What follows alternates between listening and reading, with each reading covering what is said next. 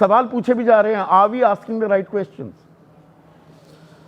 देखिए संदीप भाई, अभी जो उड़ान और रुपए की बात आई तो मुझे लगता है सुखद उड़ान, जेब से धनवान होंगे तब अच्छा लगेगा वंदे मातरम का गान। क्योंकि जब उड़ान पे समस्या है, 6 लाख लोग परेशान हैं, बाजार की हालत जैसा आप आंकड़े दे रहे हैं उससे बाजार की हालत डावाडोल हो रही। जिस दिन इंडिगो फिसला मेरे मन में 2-3 सवाल आया। पहला सवाल तो ये उठा कि क्या ये 2 एयरलाइंस कंपनियों के बीच में कहीं उठापटक का तो मामला नहीं है। फिर मेरे मन ओवर का, कब्जे का खेल, तो उसकी जमीन तो तैयार नहीं हो रही है। फिर दूसरा सवाल मेरे पास आया, कहीं कोई नजर तो नहीं गड़ाया है कि इंडिगो को हम खरीद लें।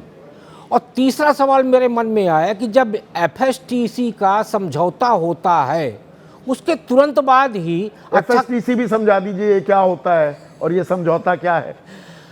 तो मैं पहले इसको पूरा कर लूँ, उसके बाद ही आखिर ये जो जनवरी 2024 में नियम की सूचना दी गई, मई 2024 में इसकी अधिसूचना लागू हुई, वो नवंबर में अचानक डीजीसीए सख्त क्यों हो गया?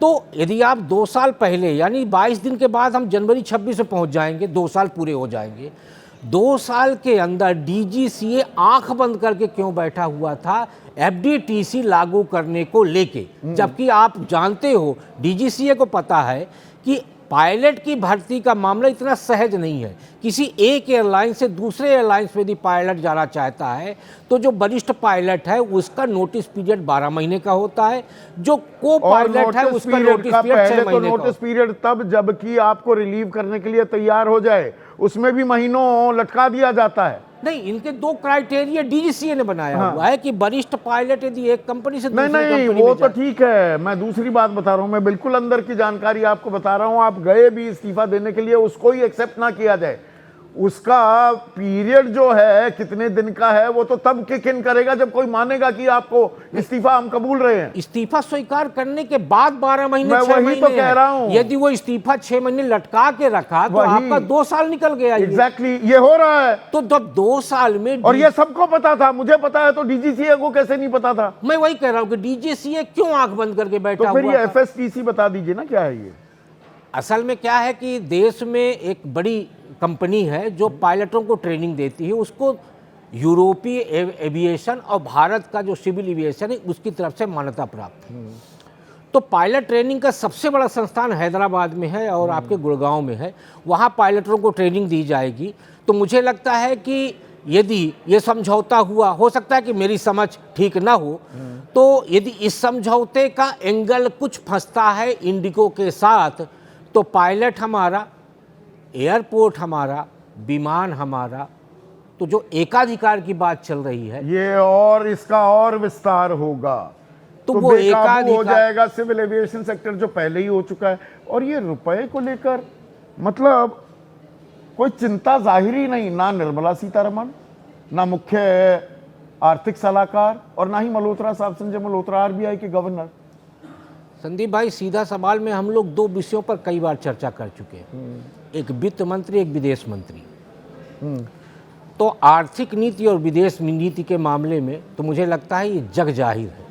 जहाँ तक रुपए की बात आप कर रहे हैं, भारत का अधिकांश जनमानस 3 चीज़ों को नहीं जानता। एक जीडीपी क्या होता है, हम सहित असंख्य लोगों को नहीं पता कि जीडीपी क्या होता है। बिल्कुल। दूसरा शेयर मार्केट क्या है, हम सहित अधिकांश लोगों को नहीं पता कि शेयर बाजार कैसे ऊपर नीचे चलता है। और तीसरा रुपया और डॉलर, ये जो अप डाउन चलता है, इसके बारे में भी हम नहीं जानते। तभी तो मनोज तिवारी कह रहे हैं हम तो रुपए में खरीदते बेचते हैं। तो जब आम आदमी, भाई आम आदमी को समझ नहीं आता, पर वो पहले जोड़ दिया जाता है देश की आर्थिक सेहत के साथ कि ये गिर रहा है तो सेहत बिगड़ रही है, अब गिर रहा है तो सेहत सुधर रही है। जिस चीज ये बदलाव कहां से आया? सुनिए, जिस चीज को मैं नहीं जानता उसको चाहे सत्ता पक्ष हो या विपक्ष हो, दोनों जब परिभाषित करते हैं, अपने अपने तरीके से समझाने की कोशिश कर रहे हैं। जो चीज 11 साल पहले सही थी, अब वो बिल्कुल उसका विपरीत सही कैसे हो सकता है? और ये लूज कंट्रोल नहीं, have we actually lost control? और हमें संभलने की जरूरत है, इस बारे में सोचिए। आज बस इतना ही।